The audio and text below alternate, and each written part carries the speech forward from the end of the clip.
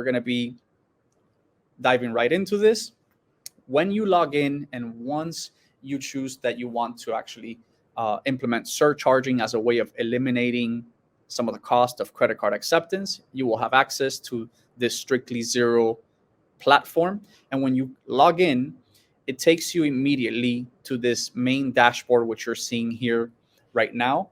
And this dashboard basically gives you an overview of everything that's going on with your merchant account in the business, right? The first thing you see is a overall breakdown of the monthly volume that has been processed throughout this platform, first in the form of sales for the company. It breaks it down month by month. It then gives you a further breakdown of how many payments have been taken throughout the month, how many new customers have been added to this platform, because it's one of the functionalities we will cover shortly. And then it gives you a nice reminder of what the savings have been by implementing surcharging itself.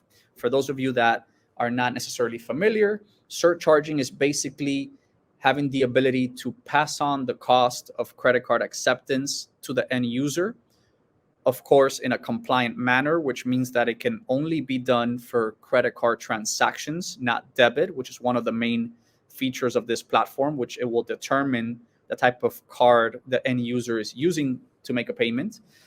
So here it would reflect the savings the company is benefiting from by implementing the surcharge. You can always click this little tab that says this year and change to view what has occurred throughout the month, throughout the week, or on the particular day, so you can see the savings on that manner. Now, as you scroll down through the dashboard, in this brief section here, you have a breakdown of what portion of the sales and the payments that have been accepted have been either debit or credit. You then have additional information as to what charges have taken place versus refunds that have been processed for the company. And moving forward, you also have a brief breakdown of the most recent 5 payments or 4 payments that have been taken throughout the actual platform and their amounts.